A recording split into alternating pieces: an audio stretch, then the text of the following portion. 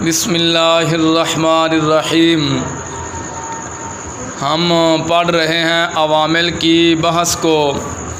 پیچھے ہم نے پڑھا تھا عامل کی دو قسمیں ہیں، عامل لفظی اور عامل معنوی۔ عامل لفظی کی تین قسمیں تھیں، حروف عاملہ، افعال عاملہ، اسماء عاملہ۔ اور ہم نے یہ بھی پڑھا تھا حروف عاملہ کو پہلے باب میں، افعال عاملہ کو دوسرے باب میں، اسماء عاملہ کو تیسرے باب میں بیان کریں گے۔ اللہ کے فضل و کرم سے ہم نے حروف عاملہ کو بھی پڑھ لیا، افعال عاملہ کو بھی پڑھ لیا، اسماء عاملہ کو بھی۔ تو ہم نے پڑھا تھا عامل کی دو قسمیں ہیں، عامل لفظی اور عامل معنوی۔ عامل لفظی کی بحث جو تھی وہ مکمل ہو چکی۔ اب ہم چلتے ہیں عامل معنوی کی طرف۔ عامل معنوی کی دو قسمیں ہیں۔ عامل معنوی کی پہلی قسم کیا ہے جی؟ ابتدا، یعنی اسم کا عوامل لفظیہ سے خالی ہونا، اسم کو رفع دیتا ہے۔ مثال کے طور پہ دیکھیے، ہم پڑھتے ہیں سورۃ الفاتحہ، الحمد پڑھتے ہیں نا، اس پر حرکت کون سی ہے؟ ضمہ۔ الحمد کیا ہے؟ مرفوع ہے۔ اب آپ مجھے یہ بتائیے، الحمد سے پہلے حروف عاملہ میں سے کوئی حرف ہے؟ کوئی حرف بھی نہیں ہے، کیونکہ ہم نے پڑھا ہے عامل لفظی کی تین قسمیں ہیں، حروف عاملہ، افعال عاملہ، اسماء عاملہ۔ حروف عاملہ کی کل کتنی قسمیں تھیں؟ کل 7 قسمیں تھیں۔ 5 قسمیں تو وہ تھیں جو اسم پر داخل ہوتی تھیں اور اسم میں عمل کرتی تھیں۔ پہلی قسم حروف جارہ، الحمد میں کے شروع میں حروف جارہ میں سے کوئی حرف نہیں ہے۔ دوسری قسم تھی حروف مشبہ بالفعل۔ حروف مشبہ بالفعل کتنے تھے؟ 6 تھے، ان 6 میں سے کوئی بھی الحمد کے شروع میں نہیں ہے۔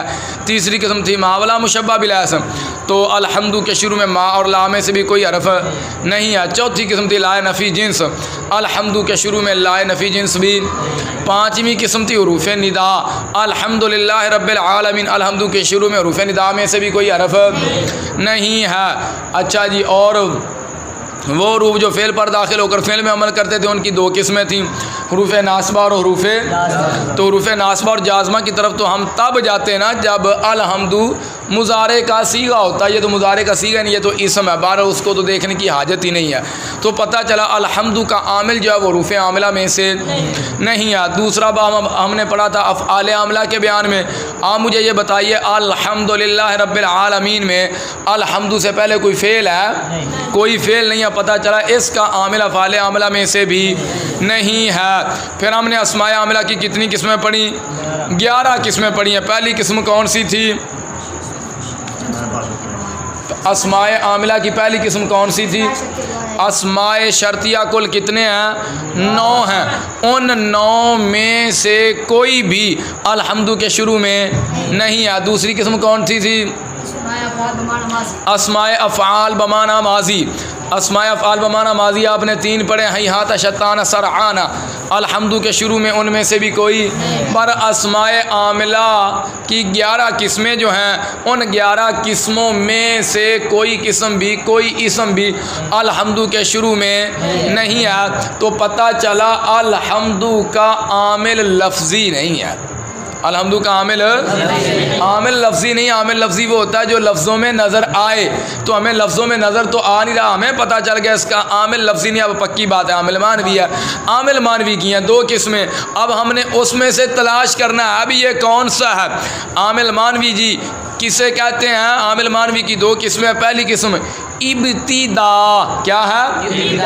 ابتدا، یعنی اسم کا عوامل لفظیہ سے خالی ہونا، اسم کو رفع دیتا ہے۔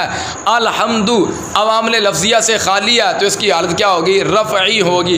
ابتدا ہے، یہاں سے ابتدا بھی ہو رہی ہے۔ نمبر 2، عامل معنوی کی 2 قسمیں ہیں نا۔ دوسری قسم بھائی، فعل مضارع کا نواسب جوازم سے خالی ہونا۔ فعل مضارع کا فعل مضارع کو رفع دیتا ہے، فعل مضارع کو۔ اب دیکھیے لن یضربا، یضربا کی کون سی حالت ہے؟ نصبی حالت ہے، کیونکہ حروف ناصبہ میں سے لن ناصبہ اس کے شروع میں آ گیا، حالت ہوگی نصبی۔ لم یضرب، اس یضرب کی کون سی حالت ہے؟ جزمی حالت ہے، کیونکہ اس کے شروع میں حروف جازمہ میں سے لم جازمہ آ گیا ہے۔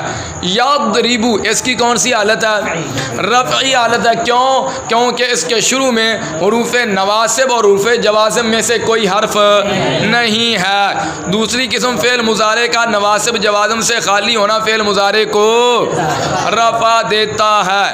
مبتدا اور خبر کے عامل میں 4 قول ہیں۔ مبتدا اور خبر کے عامل میں پچھلی بات سمجھ میں آ گئی نا؟ الحمد کا عامل بھی لفظی نہیں ہے، یادربو کا عامل بھی لفظی نہیں ہے، عامل مانوی ہے، اور مانوی کسے کہتے ہیں؟ جو لفظوں میں نظر نہ آئے۔ الحمد کا عامل بھی لفظوں میں نظر نہیں آ رہا، اور یادربو کا عامل بھی لفظوں میں نظر نہیں آ رہا۔ مبتدا اور خبر کے عامل میں 4 قول ہیں۔ مبتدا اور خبر کے عامل میں پہلا قول کیا جی؟ ابتدا۔ کیا؟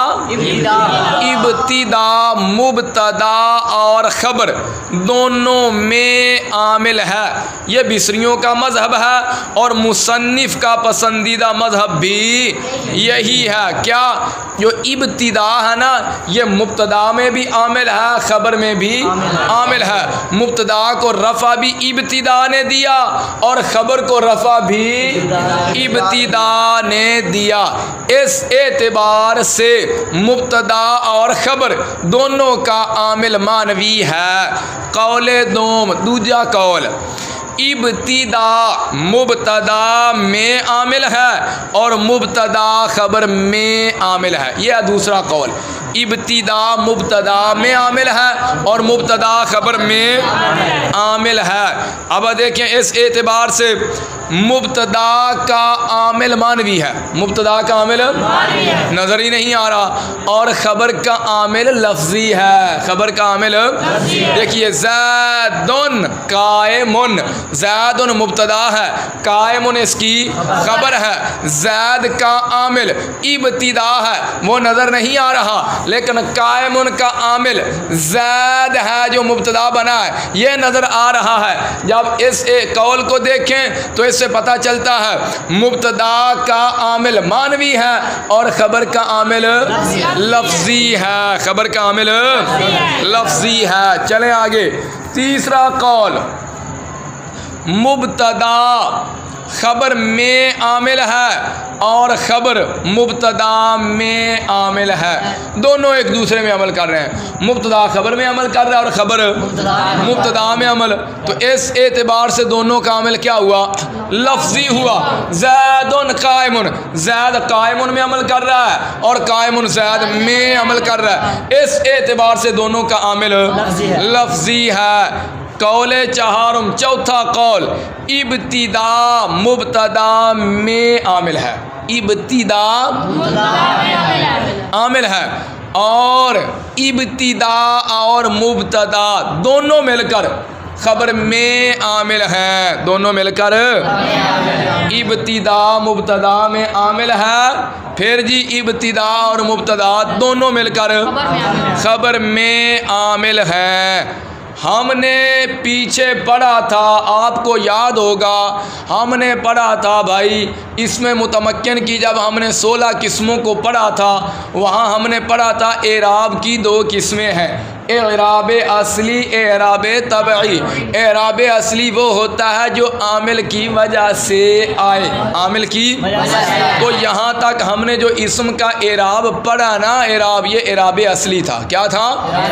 اعراب اصلی تھا، کیونکہ اس پہ کیا داخل ہو رہے تھے؟ عامل داخل ہو رہے تھے۔ ہم نے پڑھ لی نا 3 قسمیں ہیں، حروف عاملہ کو بھی پڑھا ہے، افعال عاملہ کو بھی پڑھا ہے، اسماء عاملہ کو بھی پڑھا ہے، تو ظاہر ہے جس اسم پر حروف عاملہ میں سے کوئی عامل داخل ہوگا یا جس اسم پر اسماء عاملہ میں سے کوئی اسم داخل ہوگا یا جس اپنا باب افعال عاملہ میں سے کوئی فعل اگر کسی اسم پر داخل ہوگا تو اس کا اعراب پکی بات ہے، اصلی ہے، کیونکہ عامل موجود ہے۔